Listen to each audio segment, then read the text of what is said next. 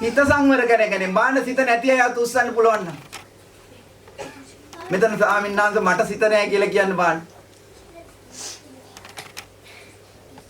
සින්දුලිලති සිත හීලා නැහැ. හරිම මුරණ්ඩුයි තැන තැන.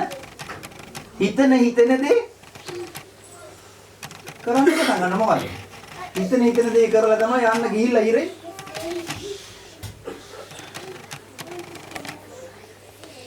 ඒකම යන්න ඕනේ නැහැ. සමහරක් අය ගෙදර ගෙදර තමන්ට සමහරක් අයට තමන්ගේ ජීවිතේ මොකද්ද? ගෙදර.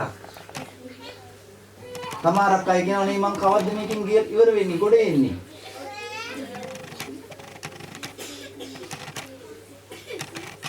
ඒ නිසා බුදුරජාණන් වහන්සේ දේශනා කළා තියෙන පළවෙනිම එක තමයි මේ වගේ උතුම් වැඩක් කරනකොට සිත සංවර කර ගැනීම, කය සංවර කර ගැනීම, වචනය සංවර කර ගැනීමම ඇති පින්වතුන් යත්තන්ට පින් සිදු වෙන්නේ.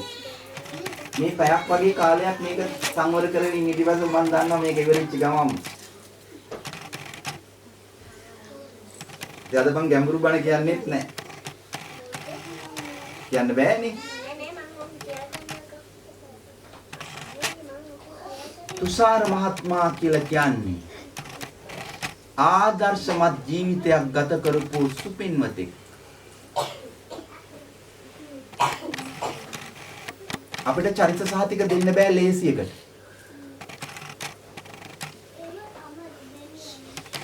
හැබැයි මම විශ්වාස කරනවා තුෂාර මහත්මයා ආශ්‍රය නිස්සරේ කරපු හැමෝම මගේ කියන පිළිගැනීම පිළිගන්නවා. ඔව් ස්වාමින් වහන්සේ තුෂාර මහත්මයා තවත් කෙනෙකුට ආදර්ශයක් ගන්න පුළුවන් ජීවිතයක් නිමා කරපු කෙනෙක්. ඒකයි මේසා විශාල පිරිසක් මේ ඇවිල්ලා තියෙන්නේ.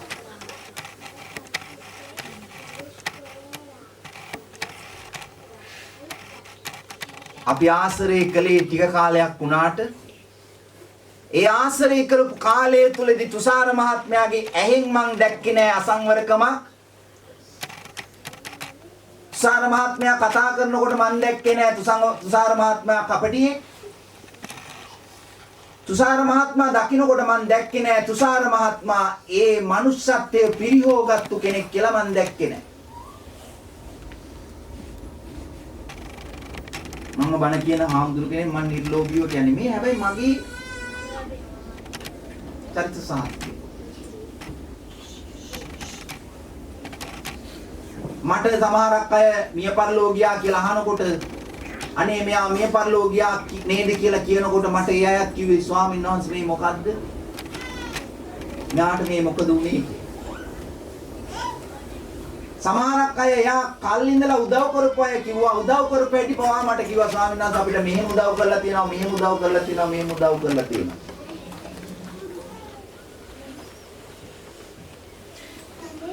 අද මට මේ බණෙන් කියන්න ඕන තුෂාර මහත්මයාගේ නම දාගන්නවා මේ කොලේට. පින් අනුමෝදන් කරා. ආයි මේ නම කපලා අන්සලේ මේ විදිහටම පූජාවක් කළොත් මගේ නම එන්න පුළුවන් කොහටද? ඔය විදිහේ තුල එනකොට ඔය නම එන්න පුළුවන් කොහටද?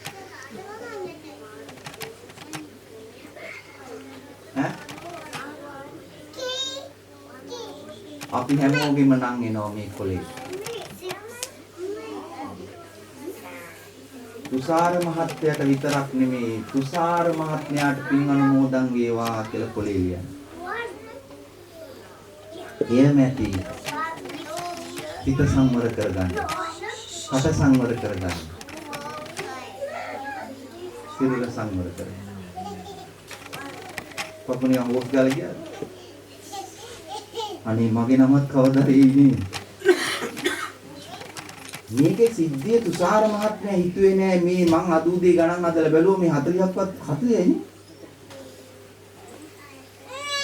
40ට තුෂාර මහත්තයා ජීවිතේට හිතුවේ නෑ මේ කොලේට නමයි කියලා. මම හිතුවේ නෑ මම මෙච්චර බණ දන්නවා. හැබැයි හිත හදා ගන්න පුළුවන්. නම් හිතුවේ නෑ තුෂාර මහත්තයාගේ නම මට අද මේ විදියට කියන්න වෙයි කියලා. අද උදේ මම උදෑසන නැගිටලා මම උදෑසන හැමදාම බුද්ධ පූජාව තියෙනවා මුළු ඔක්කොම වෙරුණා සිහිපත් කරලා අද මම මුළු පන්සලම සුද්ධ කරා කවුරු වෙන්නේ නැහැ. තුෂාර මහත්මයා වෙන්නේ.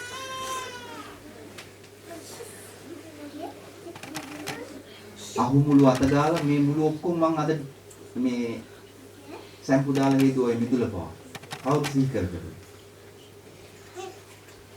තුෂාර මහත්මයා සිහිපත් කරා. මේ මගේ හිතයි සීබා. අපි පල්ලියන්නේ අපේ නම ඉන්නේ නැහැ ඔකට කියලා පාන්න කවුරුද කියන්නේ. අපි පන්සල් යන්නේ අපේ නම නම් ওই කොලේට ඉන්නේ නැහැ කියලා පාන්න කියන්නේ.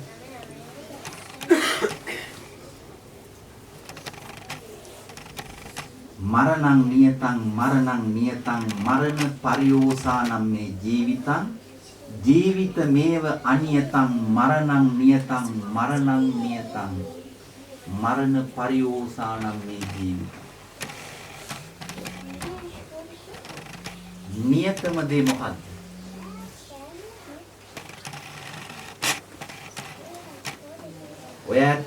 ඔය ඇත්තු දැන් ළඟ තියෙනව නේද දේවල්?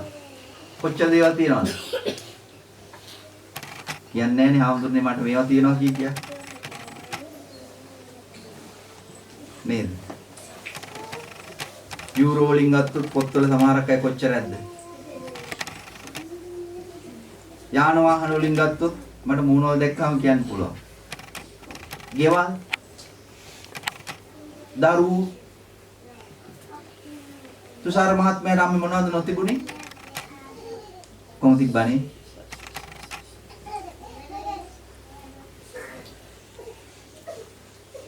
එහෙනම් තුෂාර මහත්තයාට තිබුණේ දේවල් අපිට තියෙනවනේ. ඒ ඔක්කොම අනියතයි.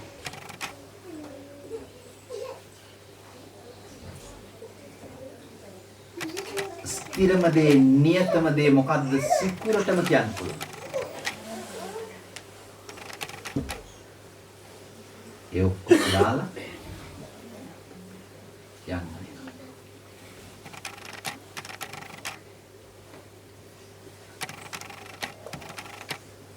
තුෂාර මහත්මයා දරුවට කොච්චර ආදරෙන් ඉන්නේද?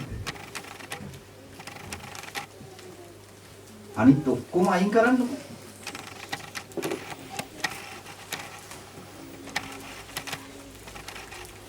අනිත් ඔක්කොම අයින් කරන්නකො. සල්ලි බැංකු පොත් යාන වාහන ඔක්කොම අයින් කරන්නකො. තුෂාර මහත්මයා එච්චර අපිට ආදරෙන් හිටියානම් දරුවට කොච්චර ආදරෙන් ඉන්නේ නැද්ද?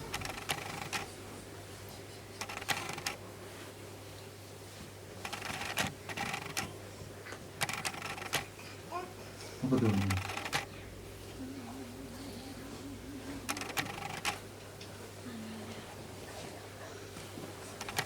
මේක තමයි ලෝකෙ හැටි.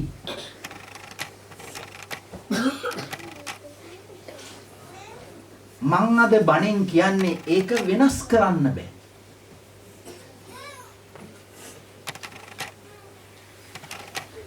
ඒක වෙනස් කරන්න බෑ කියන එක මං ඔයත්තන්ගේ සිත්වලට කාවත් දෙනවා පින්වතුනි. එය වෙනස් කරන්න බෑ. එය සනාතන දහම.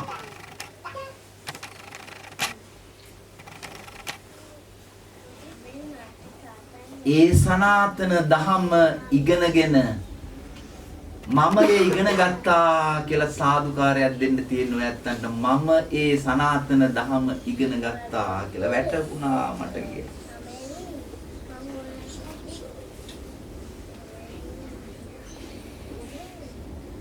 ඒ ඇති. දරුවෝ ඉන්න ඕනේ.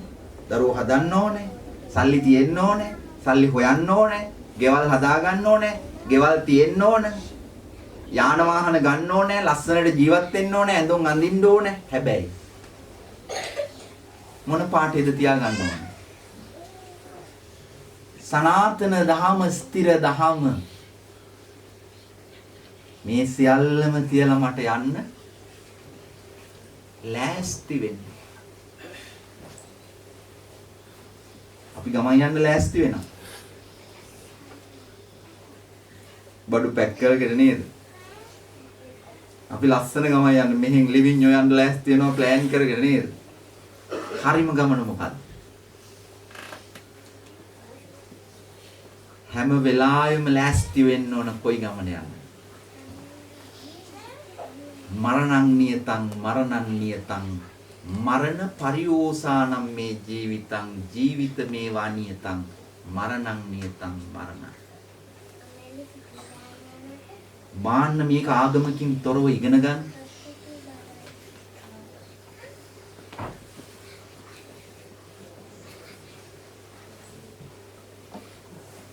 මේක හරියට වැටහුණා.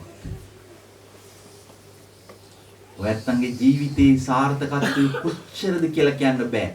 ඒකට අපි කියනවා බුදුදහමේ වචන දෙකක් පාවිච්චි කරනවා මෙන්න මේ සනාතන දහම ඉගෙන ගත්තොත් ලෞකික මෙලව වශයෙන් සාර්ථකත්වය කොච්චරද කියන්නත් බෑ. ලෝකෝත්තර ලෝකයෙන් එතෙර කොච්චර සාර්ථකද කියන්න බෑ. ඒ ලෝකයෙන් එතර කිව්වේ මොකක්ද දන්නවද? මේ තුෂාර මහත්තයාට විච්ච දේ දැන් තුෂාර මහත්තයා මිය ගියා. බුදුදහමේ උගන්වනවා නැවත උපදිනවා.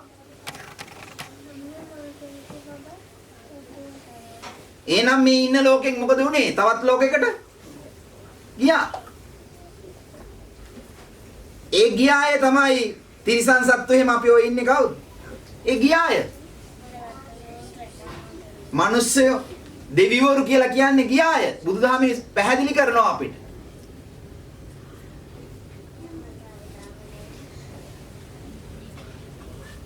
මේ විශ්වය තුල තියෙන තවත් එක් භවයකට අපි සැරිසරනවා ටික කාලයක් ඉඳලා. තුෂාර මහත්තයා අවුරුදු 40ක් වගේ පුංචි කාලයක් ඉඳලා අපිත් සමග ඉඳලා ගියා. සමහරක් අය අම්මාට උදෑසන මේ සතියක් බබෙක් හම්බෙන්න කියලා දොස්තර ගාවට ගියායින් පස්සේ කලන්තය හැදෙනකොට කියනවා සතියයි කුස ඇතුලේ ඇවිල්ලා. සතියෙන් දෙකෙන් අම්මට කලන්තය ඇදිලා වමන යනකොට කියනවා දොස්තර ගාවට ගියාම කියනවා දරුවෙක් හම්බෙන්න කියලා. ඊළඟ සතිය යනකොට දරුවා වෙන ලෝකයකට ගියා. අම්මා ගාවට එන්න අවස්ථාව තිබුණා. ආයෙ ගියා. ඒ අම්මා කොච්චර දේවල් කරත් එයා රඳව ගන්න. කිසිම දෙයක් කරන්න. තුෂාර මහත්තයා තව අවුරුදු ගාණක් තියන්න ඕනේ කියලා මේ අම්මා කෑ ගැහුවට මේ ස්වාමි දියණිය කෑ ගැහුවට මම හාමුදුරු කෙනෙක් ඇටියට අනේ එපා කිව්වට සනාතන දහමවල් ලෝකේ තියෙනවා කවදාක්වත් කාටවත් නවත්තන්න බෑ. මම පණ දෙන්නම් කිව්වට පණ දෙන්න බෑ.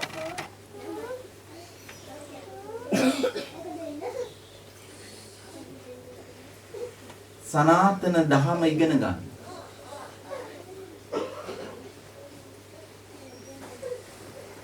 මේ සනාතන දහම තමයි බුදුරජාණන් වහන්සේ අපිට දේශනා කළේ. මේ ලෝකේ සත්‍යයක් තියෙනවා. මේ සත්‍ය ඉගෙන ගන්න කතෝලිකා ඉගෙන ගන්න. කතෝලික දහමේ උගන්වන්නේ මොකද්ද? මනුෂ්‍යත්වයේ එළියට එන්න. පාදර්ස්ලා පල්ලියට ගියාම පොත පෙරලාගෙන කියන්නේ මොනවද? අද හොඳ පාඩමක් ඉගෙන ගන්න. මෙන්න මේ හාමුදුරුවෝ තුෂාර මහත්මයාගේ 3 මාසේ බණ දවසේ කිව්වා පල්ලියේ ගිහිල්ලා ඔයත් අර පේලියට ඉඳගෙන ඉන්නවා. පේලියට ඉඳගෙන ඉන්නකොට ඒ පොතේ කියනවා මොනවද? මනුෂ්‍යත්වයේ එළියට කන්න උඩ දේශනාව කියලා කියයි. මොනවද ඒක ඇතුලේ තියෙන්නේ? මනුෂ්‍යත්වයේ එළියට එන දේවල් තියෙන්නේ. ආදරය, කරුණාව, දයාව එළියට එන්න කියලා කියන්නේ අපි ඕක ඉගෙනගෙන ආපහු වෙනවා මොකක් නැතුවද? මනුෂ්‍යත්වයේ බල්ලට දාලා පල්ලියෙන් එළියට එනවා.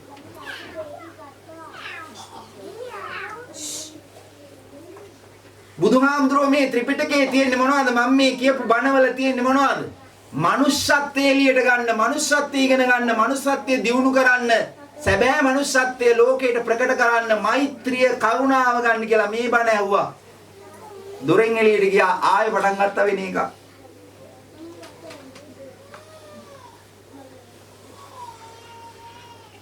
හින්දු ආගමෙත් එහෙම තමයි. දයාව අනුකම්පාව උගන්වන්නේ. මුස්ලිම් ආගමෙත් එමමයි. එයමයි කියන්නේ මේ මිනිස්සු වරද්දාගත්තට. යම් කිසි දෙවියෙක් කිව්වනම් මම විතරයි ඉන්නේ ඔගේ බෙල්ල කපන්න ඕනේ කියලා. ඒ දෙවියා දෙවියෙක් නෙමෙයි.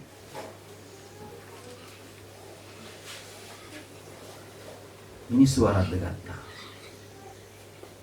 එහෙනම් පල්ලියට ගිහිල්ලා අර දේශනාව අහලා එළියට ගිහිල්ලා වරදින්නේ අර කියපු බණ පදේද මිනිසුද?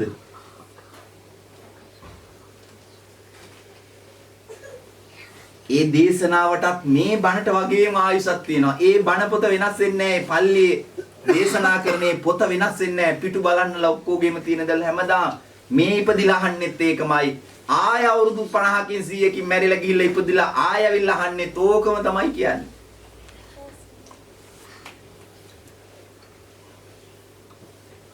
එහෙනම් පල්ලියේ බයිබලේ පොතද මොඩිෆයි කරන්න ඕනේ, රීප්‍රින්ට් කරන්න ඕනේ කවුද? රීප්‍රින්ට් වෙන්න ඕනේ.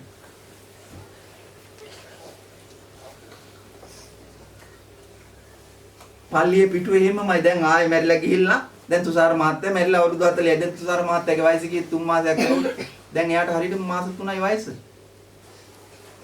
මිනිස්සෙක් කියලා අම්මා මව් කුසක ඉපදිලා නම් අම්මගේ මව් කුසට දැන් 3 මාසයක්. දැන් ලැතුලේ පුංචි දරුවෙක්. ආයි බෞද්ධ පවුලක මෙහෙම ඉපදිලා තියෙනවා තුෂාර මහත්තයා ආයි මේ ත්‍රිපිටකයේම තමයි අහන්නේ. කතෝලික පවුලක එයා ඉපදිලා තියෙනවා නම් ආයි බයිබලෙම තමයි එයා කියන්නේ. අවුරුදු ගාණක් කියපු බයිබලෙම තමයි ආයි අහන්න තියෙන්නේ. හැදින්න ඕනේ කවුද? වෙනස් වෙන්න ඕනේ බයිබලයේද? වෙනස් වෙන්න ඕනේ මේ මං කියන මේ අපේ බෞද්ධ පොත්වල ත්‍රිපිටක ධර්මයේද වෙනස් වෙන්න ඕන කවුද වෙනස් වෙන්න ඕන? පොතද වෙනස් වෙන්න ඕන අපිද වෙනස් වෙන්න ඕන? පොතේද මනුස්සකම තියෙන්න ඕනේ? අපේද මනුස්සකම තියෙන්න ඕන?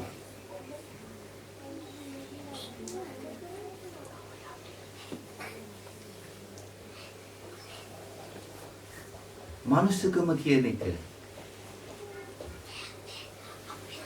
අපි ඇති කරගත්තු යුතු දෙයක්.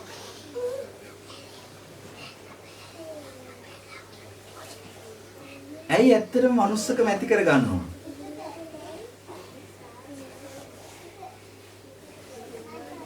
අපි මැරෙන්නේ හින්දා.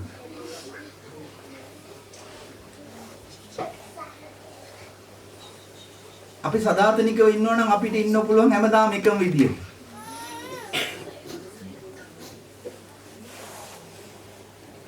මනුස්සකමයි අපිට අවශ්‍ය. අපි ටික කාලයක් ජීවත් වෙන්න.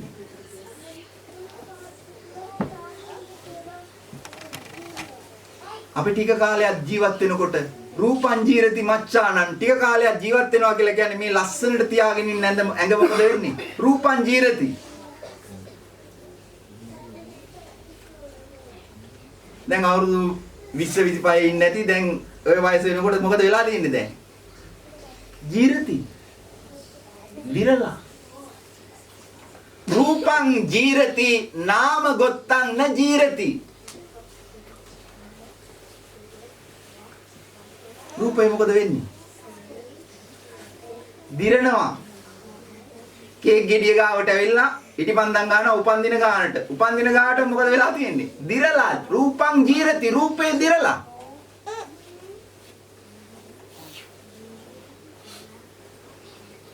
රූපේ දිරන නිසායි මනුෂ්‍යත්වය ඕන.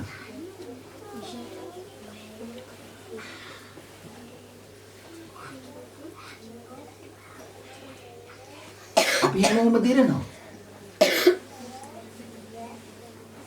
දිරන ජීවිතයක්. කැඩෙන ජීවිතයක්. බිඳෙන ජීවිතයක්. paludu වෙන ජීවිතයක්. සීරෙන ජීවිතයක්. මේ ජීවිතේ කැඩෙනවා, බිඳෙනවා, දිරනවා, paludu වෙනවා. රූපං ජීරති. රූපය දිරනවා. එකක් තුෂාර මහත්මයාගේ බණට ඇවිල්ලා කල්පනා කරන්න බයිබලයේ තියෙන්නේ මනුෂ්‍යත්වයේ ඉදිරිපත් කරගන්න කියලා දුන්නා. ඒ පාදලා දැන් හෙට ඉරිදා යනකොට ඉරිදා පාද ඇවිල්ලා කියයි බයිබලේ පොතක් පෙරලා එක පිටුවක් පෙරලා මෙන්න මේ පිටුවේ තියෙනවා මෙන්න මෙහෙම කතාවක් අරගෙන දැන් මතක් කරන්න අර හාමුදුරුවෝ කියලා දුන්නා මේකේ උගන්වන්නේ මොනවද ඇතුලේ මනුෂ්‍යත්වයේ එළියට එන්න. ඒක ඇතුලේ ආදරය ඇති කරුණාව ඇති දයාව ඇති.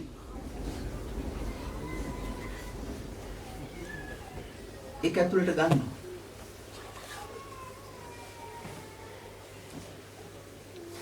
බැලූ තැන ඉන්නේ ආදරය කරුණාව දයාව මෛත්‍රිය තියෙන අයද මේ වෙරෝනා.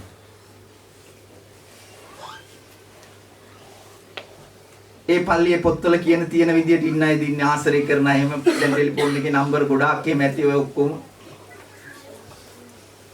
බහුතරයක් ඉන්නේ ආදරය කරුණාව දයාව මෛත්‍රිය හරියට බෙදාගෙන එහෙම ඉන්න අයද. ඔක්කොම පල්ලිය යන්නේ නැද්ද පන්සල් යන්නේ නැද්ද?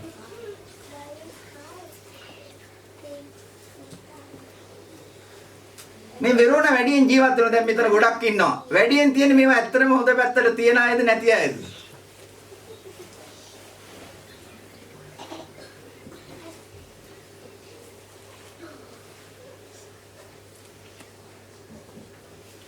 මම මිනිස්සු ගාව නැතුව යනවා.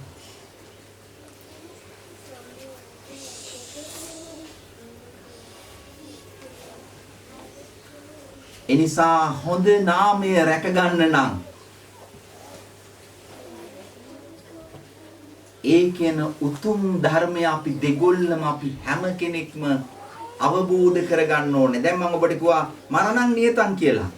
මරණං නියතං කියපුවාම දැන් හිතන්න ඕනේ මොකද්ද? කාර් එක ස්ටාර්ට් කරනකොට මරණං නියතං අපි මැරෙන මිනිස්සු.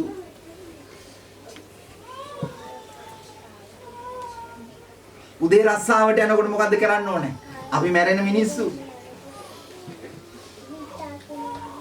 පාටියට ගිහිල්ලා එන්ජොයි කරනකොට පුටු වටේම ඉඳගෙන ඉඳ ගන්න ඕනේ පළවෙනි එක දෙවෙනි එක තුන්වෙනි එක ගන්නකොට අපි මැරෙන මිනිස්සු.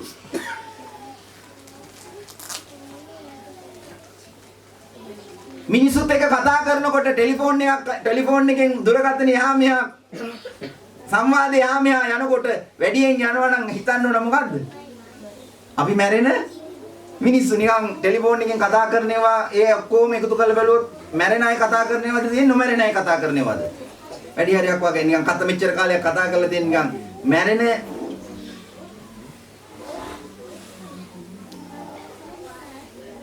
ජීවිතේ හැම ආගමකින්ම අපිට උගන්වලා තියෙනවා පොදුවේ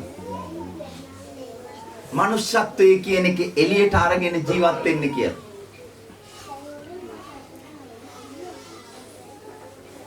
එයයි බුදුහාමුදුරුවෝ මේ සුඛිත මුදිත සමාජයකින් බලාපොරොත්තු වෙන්නේ. මේ බුදුරජාණන් වහන්සේ දේශනා කරනවා මේ මනුෂ්‍යත්වයේ කියන එක අපි එළියට ගත්තාම නාමගොත්තන්න ජීරති කවදාක්වත් නාමය මැරෙන්නේ නැහැ කියලා.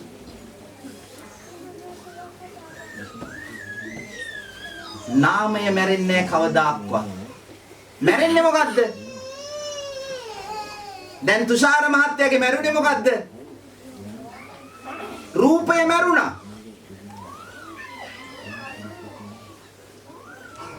තුෂාර මහත්තයාගේ නැති උනේ පංචස්කන්ධය. අපි පාලියෙන් අපි භාෂාවෙන් කියනවා මේ බෞද්ධ භාෂාවෙන් පංචස්කන්ධය කියන්නේ මොකද්ද? මේ ඇස කන නාසය දිව ශරීරය දැන් ඔය ඔක්කොම තියෙන මොකද්ද? පංචස්කන්ධේ නිකන් ගොඩ ගැහිලා තියෙන්නේ නේ ඕක. ගොඩක් වගේ. ඕකට කියනවා පංචස්කන්ධය කියලා. මස් ගොඩක්. ඔය මස් ගොඩයි මැරෙන්නේ. ඔය මස් ගොඩයි නැතුව යන්නේ. ඔය මස් ගොඩයි වලලන්නේ. හැබැයි තව මැරිලා නෑ. මොකද්ද තුෂාර මහත්තයාගේ? නාම ගොත්තන්න ජීරති. තාම නම මැරිලා නෑ.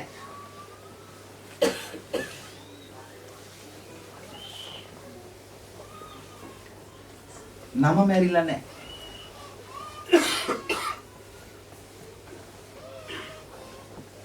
නම මැරෙන්නේ නෑ. අපි ලස්සනට ජීවත් වුණාම මනුෂ්‍යත්වය ඒක තමයි පල්ලිය කියලා දෙන්නේ. ලස්සනට ජීවත් වෙන්න මොකක් නොමරා ඉන්නද? නාමය නොමැරෙන්න. නාමය මනුෂ්‍ය ලෝකේ විතරක් නෙමෙයි කතා වෙන්නේ. සමහර බණ කතා තියෙනවා අපි මෙහි මනුස්ස ලෝකේ ජීවත් වෙනකොට දෙවියෝ හදනවා දිව්‍ය ලෝකවල විමාන කාට එන්නද? බණ පොතේ සමහර කතා තියෙනවා මනුෂ්‍ය ලෝකේ ලස්සනට ජීවත් වෙනකොට මේ කරුණාවෙන් දයාවෙන් මෛත්‍රියෙන් පිරුණු ජීවිත ගත කරනකොට අර නොපෙනෙන දෙවිවරු බලාගෙන ඉඳලා දෙවියෝ විමාන හදනවා, ගෙවල් හදනවා. එක බණ කතාවක් තියෙනවා. ලස්සන මාලිගාවක් හදනවා දිව්‍ය ලෝකේ. රාතන් වහන්සේ කෙනෙක් අහනවා කවුරුවත් නැහැ ඒකේ පදිංචි වෙලා. අනිත් ඒවා ගින්න ලස්සන කුමාරික ලස්සන දිව්‍යාංගනාව වාසය කරනවා. මේ දිව්‍ය විමානේ ඒ තරම් විශාලයි, ඒ තරම් ලස්සනයි. මේ රහතන් වහන්සේ අහනවා මොකද්ද? මෙච්චර ලස්සන විමානයක්, මෙච්චර ලස්සන දිව්‍ය ලෝකයක් හදලා තියෙනවා. ඇයි කවුරුත් නැත්තේ?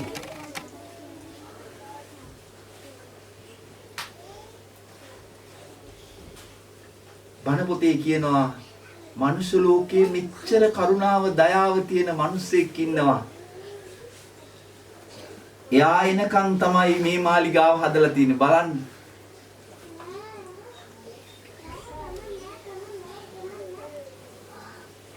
අපි දන්නේ නෑනේ.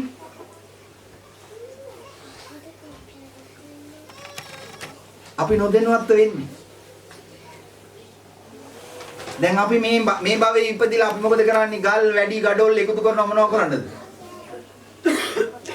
ගෙවල් හදන්නේ සල්ලි හොයලා මොකද කරන්නේ? තිමිංචි වලට යට කරනවා, යකඩ වලට යට කරනවා. මොනවද කරන්නේ? ගෙවල් හදන්න මේක පේන්ට් ගේනවා, වැලි ගේනවා, තිමිංචි ගේනවා, ගඩොල් ගේනවා මොනව කරන්නේ? අපේ කරුණාව, දයාව, මෛත්‍රිය හරියට ප්‍රගුණ කරලා තිබුණොත් ලස්සනට හැදිච්ච ගේක මනුස්ස ලෝකෙත් උපදිනවා.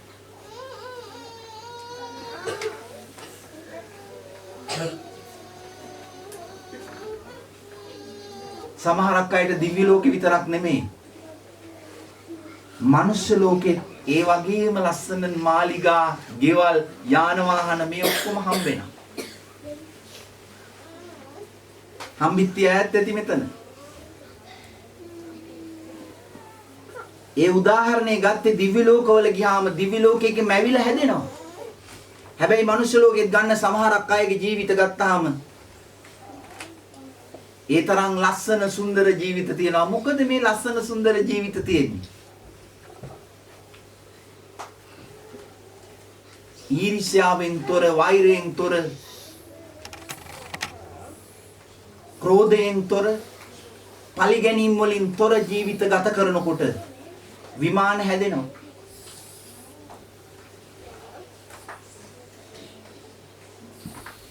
උදේ රස්සාවට ලැහැත් වෙලා යන්න සිඤ්ඤෝර ගාව වැඩ කරනකොට මේ බණ අහලා හැමදාම ගියා නම් අපෝ මේ කරදරයක් සිඤ්ඤෝරගේ වැඩ ඉවරයක් නැහැ, අරක මාරු කරන්න තියෙනවා, මේව මාරු කරන්න තියෙනවා, සිඤ්ඤෝර ඉවරයක් නැහැ කියලා ඉගෙන ගන්න කරුණාව, දයාව, මෛත්‍රිය මේ හිතට අරගෙන මම දැන් දිවි ලෝකේ අර ගේ හදන්න ගේ ගැන කියන්නේ නැහැ. මොකක්ද දැන් කියන්නේ? මේ වෙරෝනවල හැදෙනවා ගෙවල්.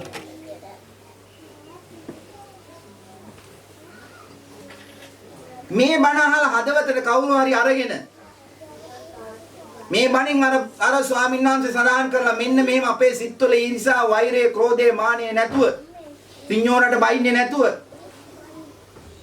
මේක මහා කරදරයක්, මේ රස්සාව මට එපා, ඒ වුණාට පඩිය ගන්නකොට කරදරයක් නැහැ. හැබැයි ඒ වගේම හිතත් හදාගන්න.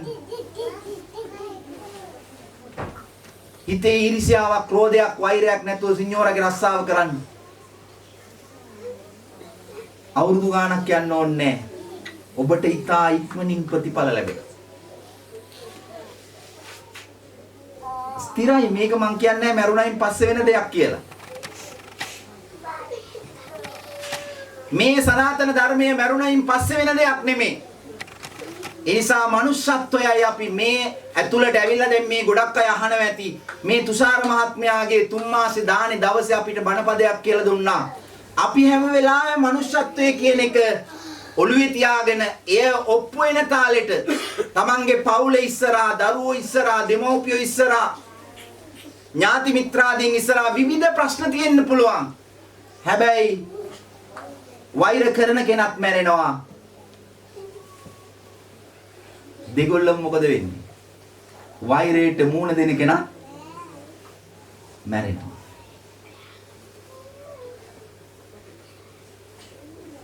ඊර්ෂ්‍යා කරන කෙනත් මැරෙනවා.